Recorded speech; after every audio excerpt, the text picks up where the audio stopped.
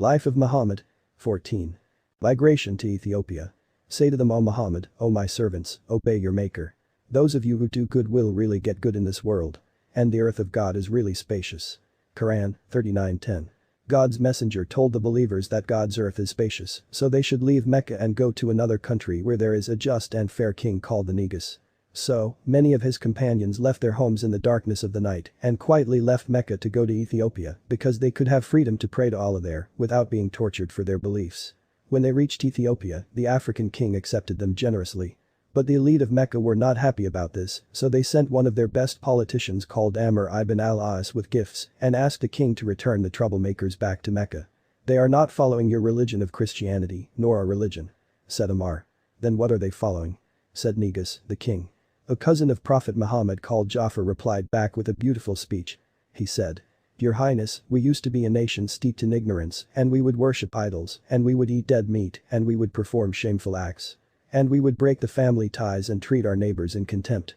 The strong amongst us would eat up and devour the weak, and we remained in this state until God sent a messenger to us. This messenger was known to us, he is from our community, we know his house and his lineage, and we know his truthfulness, and he never spoke one lie in his life.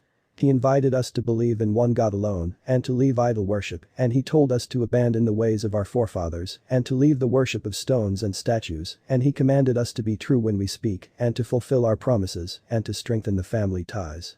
He told us to be good to our neighbors, and he commanded us to avoid all evils. He told us to not spill blood, to give true testimony. He forbade us from eating the property of orphans. He forbade us from accusing others of adultery, and he commanded us to worship Allah, worship God alone, without associating any equals with him. He told us to pray, so we believed in him, and we had faith in him. And we worshipped Allah alone, and we gave up worshipping idols, and we forbade upon ourselves everything that he forbade upon us, and we make permissible all that he allowed for us. But our people opposed us, and they showed hatred towards us, and they tortured us, and they punished us, and they tried to force us back into idol worship, and they were unjust to us, and they made life miserable. And they prevented us from being who we were. So when they did this, we emigrated to your land, and we chose you above all other rulers, and we wished to come under your generosity and hospitality, and we put our trust in you that we would not be shown injustice in your land, O exalted highness. The Negus then asked the Muslims, do you have any message from God? Ja'far said, yes I do, and so Ja'far recited chapter 19 of the Quran called Chapter Mary, the one that talks about the Virgin Mary and Jesus' miraculous birth and how he spoke when he was a baby. Negus began to cry. And he said, I swear by God, this message and the messages of Moses and Jesus have come from the same water fountain. And he said to Amr ibn al-As, go away from me. I will never hand these people to you and don't even think about it. Back in Mecca, God's messenger however was commanded to remain in Mecca to continue sharing the message to whoever it was destined to reach. Many tribe leaders from other towns would come to Mecca for trade, they would out of curiosity approach Prophet Muhammad and become Muslims, meaning those who submit to God. He told them to share the Quran message with their people. So they would memorize a few chapters from the Quran from God's messenger and go back to their people sharing it with them. Many years later these people would return with their entire tribe being Muslims. However, God's messenger was commanded by God to remain in Mecca because every messenger of God is sent to the most powerful city and its most influential people.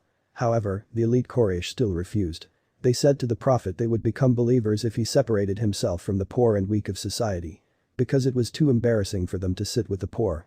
However, God said to his Prophet to tell the elite, O my people, I do not ask you for payment for this message, my reward is only with God. And I am not going to push away those who have already believed. They are going to meet their maker, but I see that you are the ones who are ignorant. Quran 11:29. The Quraysh elite were now frustrated. Prophet Muhammad would not stop spreading this message, he would not accept their bribes or threats, so they ignored him.